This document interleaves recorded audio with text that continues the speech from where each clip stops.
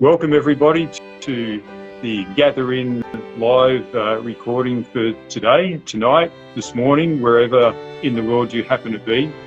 It's about 7:15 in Australia, which makes it about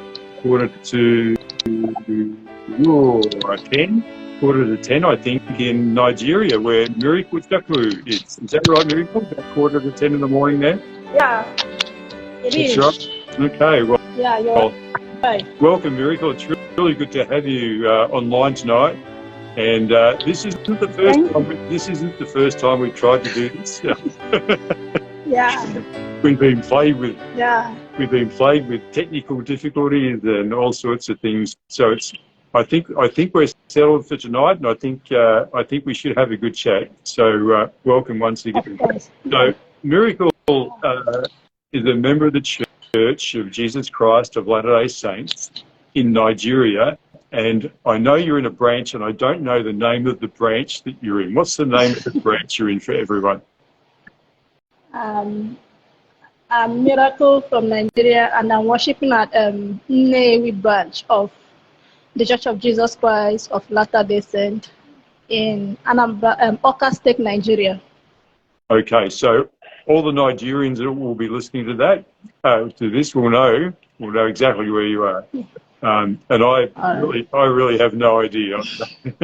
I know Nigeria is a very big country with a big population. I understand too. It's probably one of the most populated countries in Africa. Is that right? About 250 million people. The most populated country, like number one most populated country in Africa. Yeah. So Nigeria is a big country, lots of people, and I understand the church is growing in Nigeria and in other countries. It's growing. It's growing so rapidly, like very rapidly. Like it's growing so fast here in Nigeria. Why do you think that is, Miracle? I think it's a kind of it's because of the we are kind of religious country that believe in God, and when we are kind of either you are here or you're there. So if you're not a Christian, you're a Muslim. So mostly, and a lot of people, if you are not known as a in a particular group, that means you are not in any group. So everybody would like to identify themselves in a kind of group, either a Muslim or a Christian. Yeah. And we were having a chat yesterday, and you explained to me that your branch president is a convert from Islam. He was a Muslim man, and he's become. Yes. Is he a recent convert, or he's been a member for quite a long time? I gather if he's the branch president. What? Hello? I can't hear. Can you come back?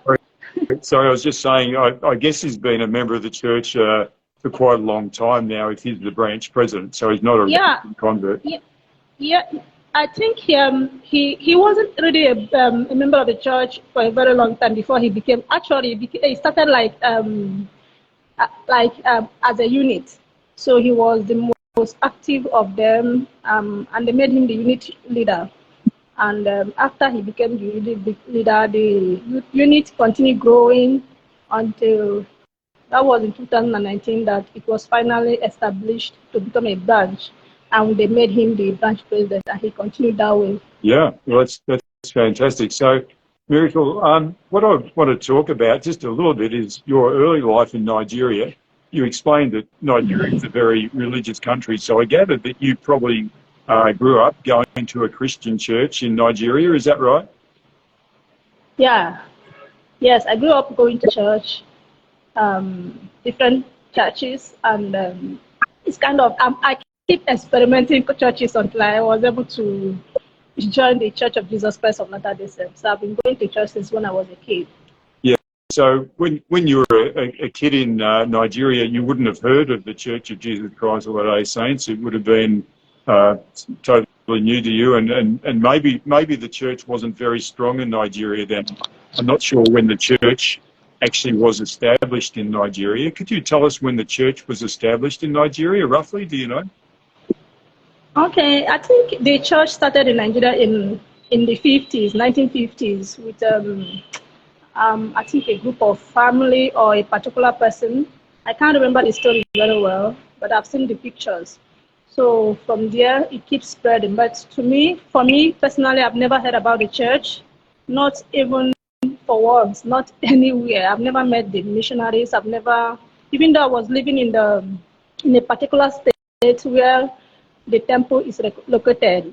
You know, the temple is located in Abia State, but I live in that area. I've never heard about Yeah. the church. I've never seen the missionaries, and that was it. I just, yeah, my conversion was kind of different story anyway, but during my childhood, I never got to see the church anywhere. I've never got to meet anyone that goes to the church. Okay. And at some stage in your life, I think maybe when you're sort of in your late teenage years, maybe 18 or 19, is that right? You went to live in Malaysia? When I was 23. Oh, 23. Oh, my apologies. Yeah. So you went to Malaysia to live, to study. Yes. Yeah. And So that was 10 years ago, in 2003. I mean, so 10 years ago is 2013. So I traveled to Malaysia to study, and when I got to Malaysia, I happened to, accidentally meet the missionaries who told me about the church, and I refused. I didn't want to join. I didn't want to, they told me about the church. They told me everything just within a little space of time. They were able to give me the Book of Mormon, and I just accepted the Book of Mormon, but I, rejected the suggestion of coming to visit the church. okay, That was it. Can you mentioned that you accidentally met the missionaries, and you explained that Yes. story to me last week when we had a chat. Can you explain how you accidentally? The scenario, Was it fun? it's I call it a kind of an accident because I don't know. I would say it's kind of what Heavenly Father really wanted, because if okay, let me tell the story. When I was in Malaysia, that was in October of 2013. I went to school, and after my the lecture, I went to visit a friend who lived very closer to school, because I live in a very far place from the school where I take the train to the school, while my friend is actually living closer to the school. So after the school, I didn't want to go back home. I just want to relax. I went to their house, and I spent a whole day there in her house. She and other people who are also living in that same flat, they were like begging me to stay over, maybe to sleep over, so that I can maybe start going home in the morning, because it's already late, around 8 p.m. in the night. But I don't know what was pushing me. Instead of me to accept their offer, I decided to go home. I told them that I just want to go home. I don't know why I wanted to go home, but I just want to go home. At the end of the day, they accepted and said, okay, you want to go home? Okay, you can go. And we booked a taxi. I got to the train station. When I got to the train station, there was a particular train that was waiting. Normally, when a train is waiting, I just don't give. I'm not always in a hurry to meet a particular train, except if I'm always hurrying home. But at that particular time, I'm not hurrying to meet anything. I'm not hurrying to school. I'm actually going home, and I'm going at my own pace, like my own pace of time. I just want to do safe, even if this train was about to leave, I wouldn't bother. But on that particular day, this particular train was waiting. And when I saw the train, I was in my spirit, I wanted to follow that particular train. And I purchased my ticket. As I was purchasing my ticket, the train started, alarming that it's about to go. I started seeing myself running. I ran through the escalator. I was supposed to just stand on the escalator, let the escalator do its job. But I decided to run. I was running. I wanted to meet the train. Immediately, I got into the train. the door closed, the door of the train closes, and I was like trying to catch my breath. I was I was panting. I was just like trying to catch up, just to come back to reality, to think, oh my God, I really made this train, because normal if not God, if not Heavenly Father, normal I wouldn't have made that train. The door was almost closing. So immediately I jumped in, the door closed. As I was inside the coach, I saw two missionaries. I didn't even know they are missionaries. It was after the introduction that when I came in, I was just trying to catch my breath, and when I look back, they were like, "Oh, you made it." The two girls was like, "Oh, you made it." I was surprised, because it's kind of how in Malaysia nobody talks to you, even if you fall down, even if you are, everybody's on their own. They are doing their own thing. It's either you're pressing your phone or you are doing something else. You just don't. Nothing concerns you with someone else, or you don't even know who is sitting next to you. Everybody. But these particular people, they were cheerful. They were happy. And they saw me and they wanted, wow, you made it. I said, made what? Well, who is talking to me? And you don't even know me. In my mind, I was thinking of a lot of questions was going through my mind. Yeah. Thousands of questions. Why would these people talk to me? Do you even know me? Oh my God. They were like, oh, you made it, come and sit. So there were just two of them, and I had to sit in the middle. They were so happy. And I was like confused. Their happiness is my confusion. The more they're happy, the more I get confused, because they are strangers, total strangers that I've never met before. Yeah. So it's very unusual for people to talk to each other in. Yeah, it's very. So you were so happy and friendly. And yeah. Did you see their name? Yeah. I guess they had name tags. Huh? Did they see your name tags? Did you see their name tags? Hello. Their names. So you. Yeah, okay, I'm coming to that. Yeah. So I'm coming to their names. So when they were like, okay, come and sit, and I sat in their middle, they introduced themselves.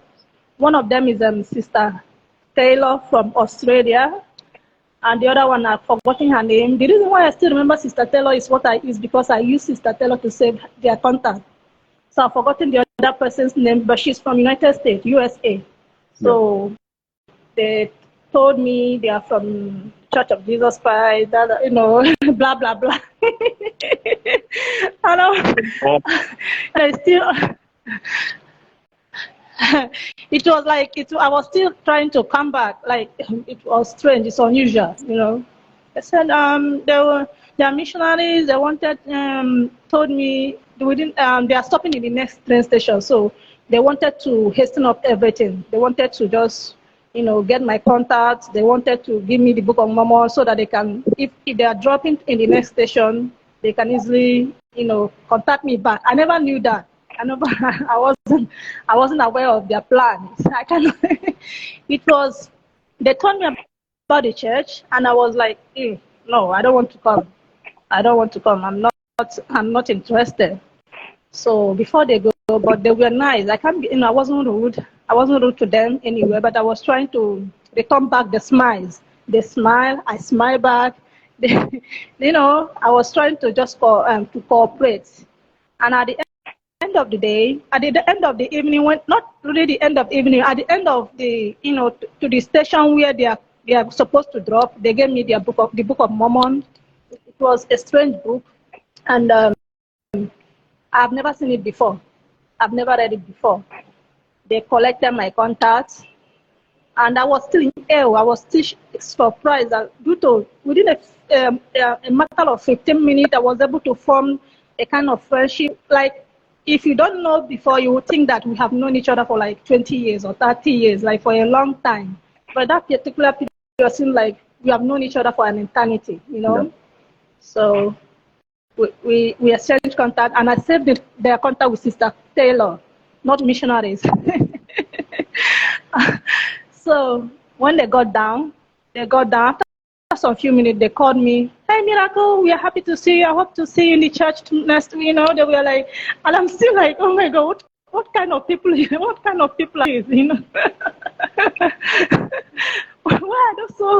why are they so good, why are they so happy, why are they so friendly? They were very friendly. And that was it. We didn't call. I told them no problem. I will read the book. I promised to read the Book of Mormon, but I just even when I go home, I drop the Book of Mormon because I tried reading it and I don't understand anything. I didn't understand anything. I had to drop it. So after the contacts, after the drop, I never see them again, and I never met them again. Then fast forward to June of 2014. That was about 8 months later or 9 months. I forgot. I can't really tell, but it was in June. A year later, and then the following year, Yeah. I finally moved from where I live, and I came to live closer to the school, where my friends were, where I can easily go to school and come back. And I was like, one day, I was deleting some contacts in my phone, deleting contacts, people that doesn't call me, I have to delete them. And Sister Taylor was one of those people that have never contacted me after the last encounter. So I first dialed the number, and I called the call, and I deleted it. I deleted the number after dialing it. So, but I don't know, my mind was like, dial the number again. After deleting, I called the number, and there was like, someone picked the call. When someone picked the call, she said, hi, when she introduced herself, it's not the person that I know. It wasn't the person that I know. So she was like, what can I do for you? So since it's not the people that it's not the teller that I've seen before, that I know from the train, or the other her companion that I met the companion that I met, I decided to say a different thing. I saw myself requesting for Book of Mormon because I have forgotten the first one where I live. Okay, they were like, okay, can you give us an appointment so we can bring it for you? I said, okay, I can give you an appointment. And I gave them an appointment before. I don't know what was pushing me. I was like, a spleen was pushing me to say that. And at the end of the day, they promised to bring it the next week, which is that was on Tuesday. On Tuesday, they called me. I gave them my address. I did everything. So on Tuesday when they came and they called me and I came there to meet them. When I met them, it wasn't Sister Taylor. It wasn't the other person. It's just different people. They were, but they have the same personalities. Like, it's the same character. They were those new ones were also happy to see me. They were very happy to see me. The same. I don't know how to say it, the same attribute. It's not. I don't know if it's an attribute or the same characteristic that I saw in the other companion, in other pair of missionaries. It's something I was seeing in these people. They were nice, they were cheerful, they were friendly. And we started talking. Within that 8 months, I have also forgotten about that they mentioned anything in church. So they gave me the Book of Mormon, and they were like, would you like to come to church on Sunday? I said, church? Do you have a church? And before then, I have already decided not to go to church anymore because I felt like going to church, that church is just like a business, because I know the kind of churches we go here in Nigeria I came from a Pentecostal church background where people really don't care. You just go to church, whether you come to church or you don't, people doesn't care. I've seen that character in them, and I decided not to go to church. So, but when the new missionaries invited me to the church, and I was like, okay, I'm going to come. He said, on Sunday? Yes, I will come on Sunday. And the next Sunday, in the morning, before 8 o'clock in the morning, they called me on phone. Hey, Sister Miracle, will you be able to come? You say you're coming to church. Do you still want to come? I said, yes, I'm coming. And I went to church. But then that was during the time that we were having them 3-hour services, More you have 1 hour for sacrament, have 1 hour for elders forum and the society. I've forgotten the pattern, but it's 3 hours. Yeah. So I came in after the sacrament has passed. I think the second speaker was giving a talk. So I came with my offering, where I come from. When you come to church, you have to come with your offering where you give donations every Sunday. So I was thinking, I came in prepared, like I'm going to church, I have to give my offering. It's the usual thing. Yeah. So when I came, everywhere was so quiet. Like, it's not the usual thing that I know. It's not the usual gathering where people make noise, where they dance, where they shout, where they scream at the top of their lungs.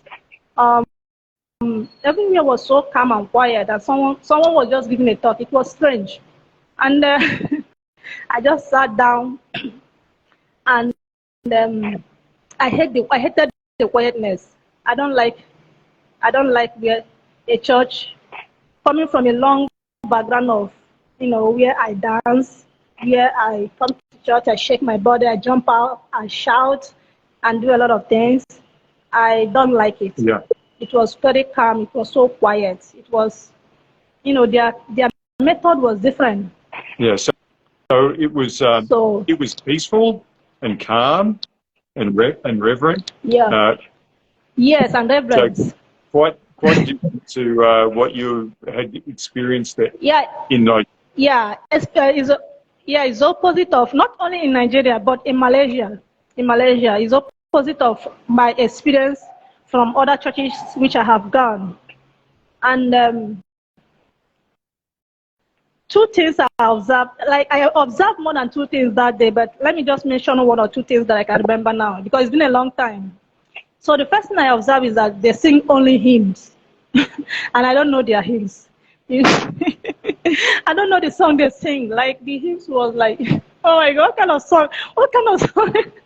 And they play piano, I don't know the kind. I'm looking for the right word to express what I was feeling that moment. And again, I was waiting for them to give an offering, to say offering time. Yeah.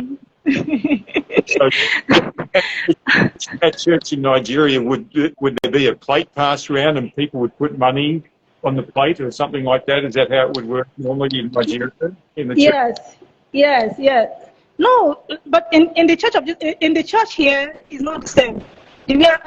But in my past experiences in the other churches, where they put out, what they put out something for you to donate money, to put money. Yeah. So I was waiting for that moment. Yeah. And so that moment it didn't come. That moment didn't come. It didn't come. Were you disappointed? No, I wasn't disappointed. I was like, oh my God, let me save my money. Maybe. So I was thinking maybe because I came before, I didn't even know there was anything like sacrament. I was thinking because I came maybe during the time when other people were already, the second speaker or the third speaker, I don't know who was speaking then, or the concluding speaker, but someone was at the pulpit. So maybe I was thinking because I came a little bit late, maybe I missed the opportunity to donate my money. Or maybe, probably they do that before they start. There was a lot of questions was going on in my mind. Maybe they do that before. Let me save my money. Maybe next time. So, and as I came in, one thing about the church is that, another thing I observed is that I was the only black person in that church, the only person from Africa, the only person from West Africa, and the only person from Nigeria. But when I got there, all attention was on me. Hey, everybody was hugging, they were shaking me, they were, everybody was trying to, I don't know, I'm thinking of, to include me like I was included in almost everything. And I was hugging and shaking, and everybody was smiling. What is your name? my name is Miracle. Oh, Miracle? Like Miracle? Was like Miracle, So everyone wonder. I don't know. My name was so strange. Like my name was. I don't know if Americans or other countries they don't know that name. But they were like, you say your name is Miracle? Like Miracle? I said, yeah, it's like Miracle. That's my name. It's unusual in Malaysia, but I think a name like that is not that unusual in Nigeria. I was actually looking at your profile on Facebook earlier tonight, and I noticed one friend, her name is Blessing, and there was another friend of yours, his name was Prosperous. So yes. I think being named Miracle is probably not that uncommon. Have you met anyone else called Miracle in Nigeria? In Nigeria, the name they believe that a name can fashion your future. Whatever you answered will be able to. Maybe if your name is Prosper, they believe that when you grow up, you will start prospering. Like when I'm Miracle, that miracle should miracle is happening because the way I got to know the church was a miracle. Yeah. It was a miracle. So it's a miracle that you joined the church. It's fantastic. Of course. Yeah, it was a miracle that I joined the church. Okay, let me ask you, just a few questions now, Miracle. So you went to church that first day. Did you go to church the next Sunday and the next Sunday and the next Sunday? Did you keep on going? Okay. All right. When I decided, everybody was hugging me. That was is a sectional kind of.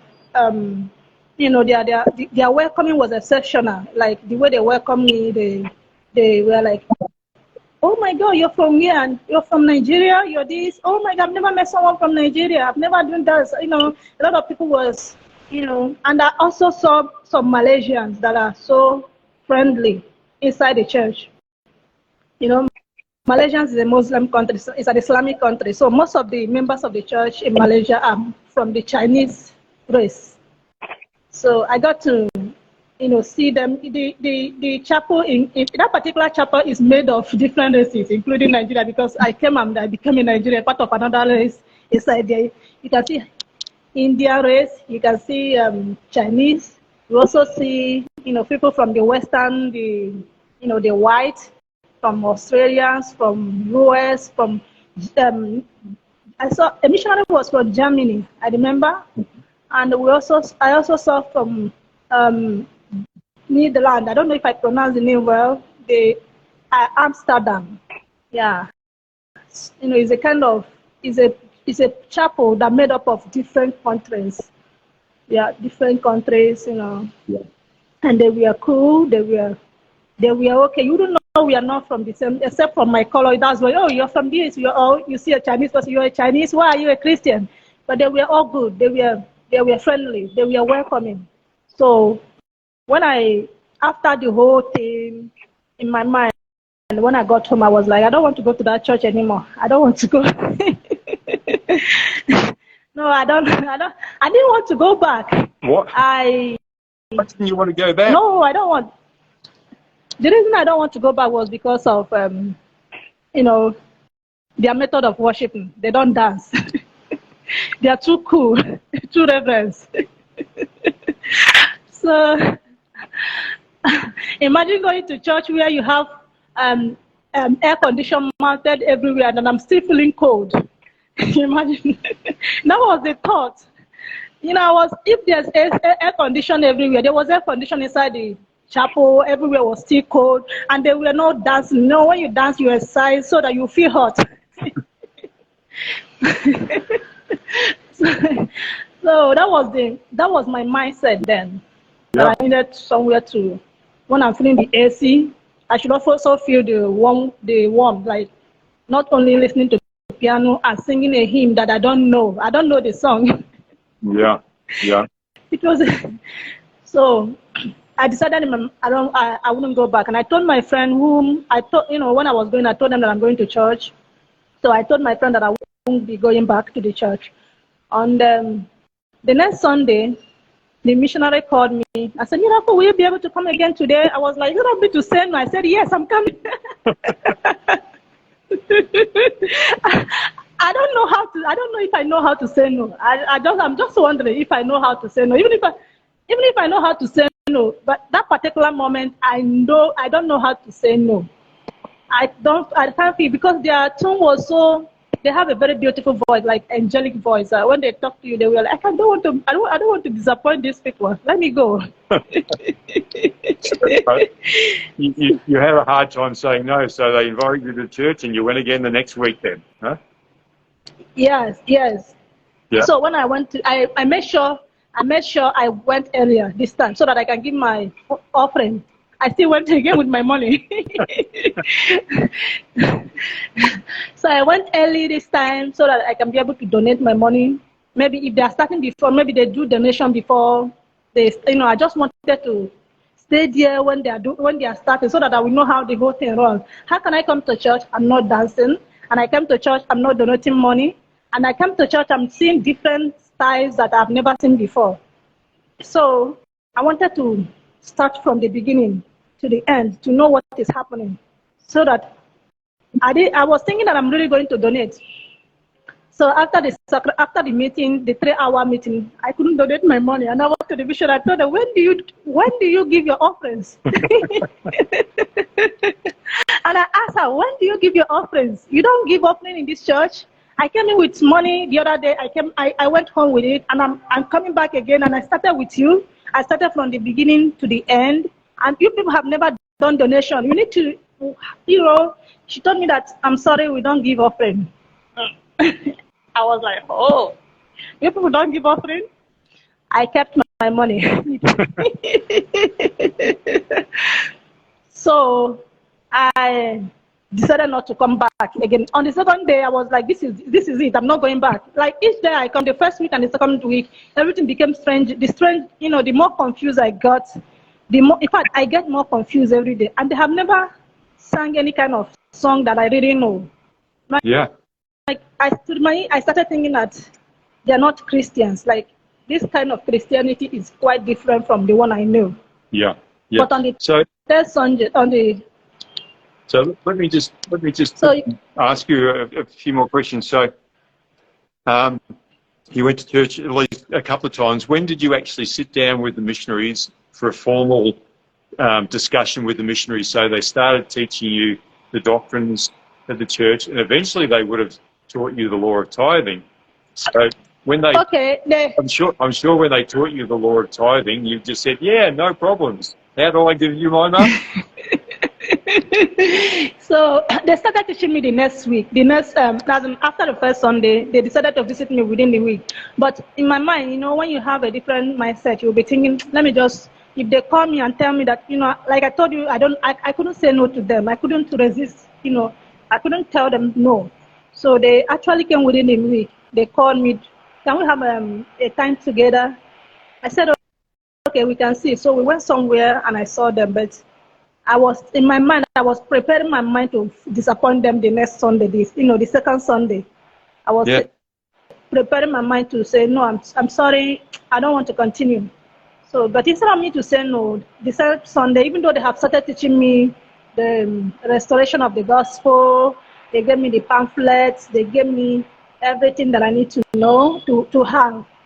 So I decided to keep them. I don't even read them. Okay. I don't read them. So tell us a little bit about, when you started reading the pamphlets and especially reading the Book of Mormon. They would have explained how the Book of Mormon came about. Yeah. I didn't read it immediately. How did you feel when you started reading the Book of Mormon and understanding the doctrines? Did that? It was awesome. Like it was when I finally started reading the gospel, the Book of Mormon. It was awesome. I was like, wow, this kind of book is this beautiful. It's a beautiful book, which I appreciate a lot. Is comparable to the Bible. Is another testament of Jesus Christ, and I love it so much. I've read it like first I read it like a novel. Then I came back, and after reading like a novel, then after reading like a novel, I now went back and I read it chapter by chapter, verses by verses, and from there I have my own favorite verse, which I love so much. I'm at 7:37. I don't know why I love that particular verse. Cancel with the Lord in all thy doing. When that is a particular verse that I cancel with the Lord with all thy doings. I'm at 7:37. That's my favorite verse.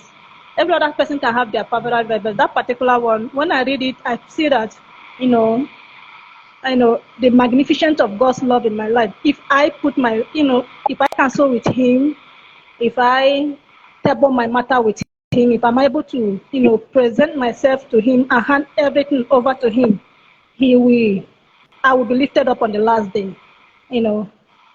I have, that particular verse is my strong, like it's my backbone. When you said what verse it was, I didn't catch it. What verse was it? Alma 37, verse 37. Alma 37:37. Okay. I don't have that one memorized, so I'll have to look it up later. But thank you for that. 37:37. All right. My favourite verse. Okay. Tell me, how long after your first time going to church, which from what you said was about 6 months after you met Sister Taylor, and I must say, I think I know the Sister Taylor. And she's from Australia, and I think I know her mum and dad, and I think that I might be able to put you in touch with her, which will be a miracle. So, how long after the first time you went to church, how long after that did you actually become a member of the church and receive baptism and the gift of the Holy Ghost? Can you tell us how long that took? All right. Okay, I didn't stay long. I investigated the church for 10 months. Not because I'm a kind of difficult convert. I was not a difficult investigator. It's just that my visa expired, so I can't get baptized because of that. I couldn't get baptized. Oh. So I have a visa issue. So, but I finally get to come down after the third Sunday. The third Sunday was like when they sang the hymn, one of the hymn that told me that this is a Christian church, not like what I was saying is when they sang How Great Thou Art. It was a hymn that is a popular hymn that everybody knew. Oh Lord my God, I think it's hymn, I don't know, like hymn 87 or 84, I've forgotten the number. It was after they sang this hymn that I was like, oh wow. So you people even know what you're doing. I didn't even know you can sing this song. I thought every song you sing is different. Miracle, you could sing some more of that right now for us if you wanted to. I think you sounded pretty good. Thank you.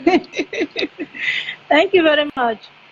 So that was the hymn that calmed my spirit, and I begin to know that these people also sing other contemporary. Would I say it's a contemporary song or a popular song? That, oh Lord my God, how great thou art. So after listening to them, I decided to be coming to church. And I keep on coming every Sunday. And sometimes when I miss Sunday service, you will see everybody calling me, Miracle, you didn't come to church. Are you okay? That was the kind of behavior that other churches don't have. When you stop coming to church for once, I stopped. I didn't, after attending the church for like 1 or 2 months, I couldn't go to the church maybe one Sunday, and people were calling me on phone. Are you okay? Do you want anything? Is there anything that we can do for you? People were like asking of me. So that particular behavior also helped me to know that these people truly love me, and they include everyone. They are very inclusive in whatever they are doing, and I said, no, I will continue going there. And I kept on going and going until I was able to fix my visa. That was in April 2015. I fixed my visa and I got baptized. So, all right, okay.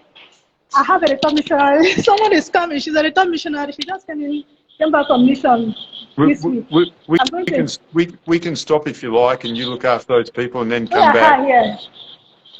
Yeah, she came back on Tuesday. She came back on Ghana mission. How are you? Nice to meet you. Hello. Hello. Hello. Are you a member of the church too, are you? Yeah, I am. Okay. How are you? I'm good, thank you. Nice to meet you and have you join in. What's your name? Oh, my name is Sister Joy. Joy. Okay. Yeah. Okay. I love all the names that you have in Nigeria. Miracle, Blessing, Joy. I can tell you're very religious people. That's wonderful. That's wonderful. Yeah. Thank you. What's your name too? I'm Elder Ceff. I'm a full-time missionary with the church at the moment. My wife and I are full-time missionaries in the Australia Brisbane mission, and we are in far north Queensland. So we're in tropical weather here. It's probably similar weather to your weather in Nigeria, and we've just finished our. Nice to meet you. Nice to meet you too. We've just finished our wet season. We're just coming into dry season now. Oh wow, that's great. Nice to meet you, Elder.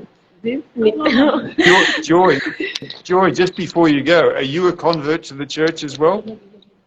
Yeah, I'm a convert. You're a convert as well? I joined the church in 2011. In 2011. Okay, well, maybe we'll have to get your story as well sometime. Okay. Yeah, that's true. Okay. Okay, thank you very much. Nice to meet you. Thank you. Okay. She newly came back from mission last week. Thanks for that, Miracle. So, Miracle, you've settled into the church there now. You're a counsellor in the Relief Society presidency in your branch. Yes, sir. And sometimes you're the music director, or is that every Sunday you're the music director? Every Sunday, and sometimes I give others chance to do it. Every Sunday you're the music director, so that's wonderful. So you're one of the what in Australia would call you're one of the stalwarts of the church. You're one of the reliable members of the church there in your branch, and I'm sure they appreciate. Yeah. I'm sure we are one of the pioneers of Nnewi branch. We are pioneers. Like there was no branch then, so we came in. Yes. So when we came in, we formed the church, and everything is now the way it is now. Just let's get that microphone back up there for us, Miracle. Okay. So Miracle, just before we finish off, because we've been talking quite a while now, just pretend it's Fast Sunday. Pretend it's Fast Sunday, and you're sitting there, and you're thinking, "Oh, will I get up and bear my testimony today?" So you don't have to queue up at the moment. You're right here, and we would love to finish off with your testimony tonight, Miracle. Could you do that for us? So I want to bear my testimony that the church is true. I wasn't compelled to say it. I felt it. I've witnessed it, and I've seen it. And I know that when we follow the counsels of the prophets, the road to eternal life will be smoother, because the prophet will never ever lead us astray. I know that the Book of Mormon is another testament of Jesus Christ. And I know that everything that is being taught in the church, if we follow it precept by precept, our Heavenly Father will bless us. I say this in the name of Jesus Christ. Amen. Amen. Thank you so much, Miracle. It's been a real pleasure getting to know you over the last few weeks and being able to talk to you tonight. And just for those people who might be tuning in, we'll be saving these videos and uploading the videos to YouTube and to Facebook. And I forgot to let you know I forgot to let you know that I am not the only member of the church in my family. We are 4 now. Oh really? Oh, okay. Yeah, we are 4. Oh, that's... And the other important. two, one of them is preparing to go on mission next year. She will be 19 next year. She's getting ready to serve a mission. Then the younger one he already said that he's going on mission when he turns 18. So he's 16 now. So we're working on that. Okay, and what about your mum and your dad? Have they become members of the church? No. No? No. So just, so 2 sisters and 1 brother? 3. 2 sisters. 2 sisters. The other one is younger. She's turning 10. But the other ones are teenagers already.